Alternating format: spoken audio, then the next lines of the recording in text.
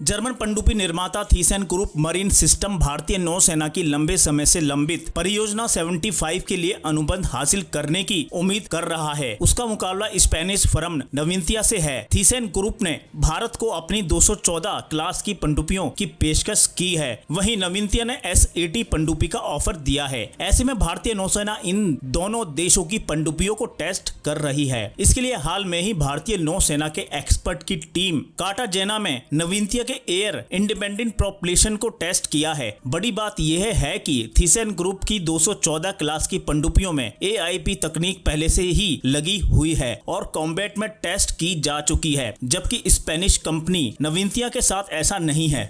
भारतीय नौसेना इन पनडुब्बियों को प्रोजेक्ट 75I के जरिए खरीदना चाहती है, जिसमें तकनीक ट्रांसफर के तहत उनका निर्माण भारत में ही किया जाएगा। P75I परियोजना के तहत अत्याधुनिक सिद्ध ईंधन सेल एयर इंडिपेंडेंट प्रोपल्शन प्रणाली के साथ 6 पारंपरिक पनडुब्बियों का निर्माण किया जाएगा, जो लिथियम आयन बैटरी के साथ मिलकर काम करेंगी। भारतीय नौसेना ने पनडुब्बियों की खरीद में जिन 2 शर्तों को मुख्य रूप से हाईलाइट किया है, उनमें AIP सिस्टम और लंबे समय तक बैकअप देने वाली लिथियम आयन बैटरी का होना आवश्यक है। ऐसी पनडुब्बियां लगभग 12 दिनों तक लगातार पानी के नीचे रहने में सक्षम होंगी, जबकि वर्तमान में उन्हें अपनी बैटरी को रिचार्ज करने के लिए हर 2 से 3 दिन में सतह पर आना पड़ता है। भारतीय नौसेना ने TKMS और स्पेनिश फर्म नविंतिया द्वारा पेश की गई AIP प्रणाली के क्षेत्र मूल्यांकन परीक्षण पूरे कर लिए हैं। निरीक्षण दल अब एक तकनीकी रिपोर्ट बना रहा है, जिसे नौसेना मुख्यालय को प्रस्तुत किया जाएगा। थीसन ग्रुप मरीन सिस्टम ने सरकारी company Mazagon dock ship builder limited के साथ समझौता किया है, जबकि नविंतिया ने निजी कंपनी लार्सन एंड टर्बो के साथ समझौता किया है। TKMS के CEO खलील रहमान ने कहा, हमें अपनी सिद्ध AIP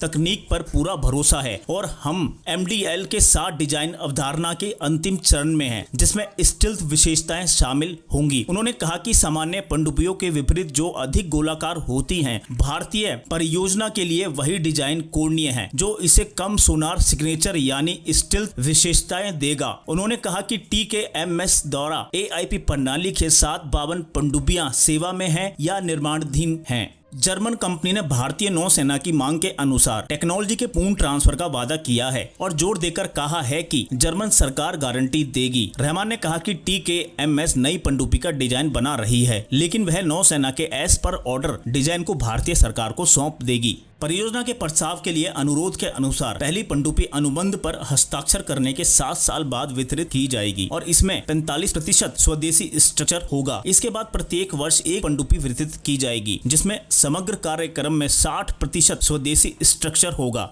2019 में तत्कालीन रक्षा मंत्री निर्मला सीतारमण की अध्यक्षता वाली रक्षा अधिकरण परिषद ने P75I परियोजना को मंजूरी दी थी। P75I परियोजना 30 वर्षीय पनडुब्बी निर्माण योजना का हिस्सा है, जो 2030 में समाप्त होती है। इस योजना के हिस्से के रूप में भारत को चीन और पाकिस्तान के खिलाफ एक प्रभावी निवारक के रूप में 24 पनडुब्बियों, 18 ट्रेडिशनल पनडुब्बियों और 6 परमाणु ऊर्जा चलित पनडुब्बियों का निर्माण करना था। तो दोस्तों, इस खबर में इतना ही। जल्द मिलते हैं अगली खबर के साथ। जब तक के लिए जय हिंद, वंदे मातरम। अगर वीडियो पसंद आया हो तो वीडियो को लाइक, शेयर, कमेंट और चैनल को सब्सक्राइब जरूर करें।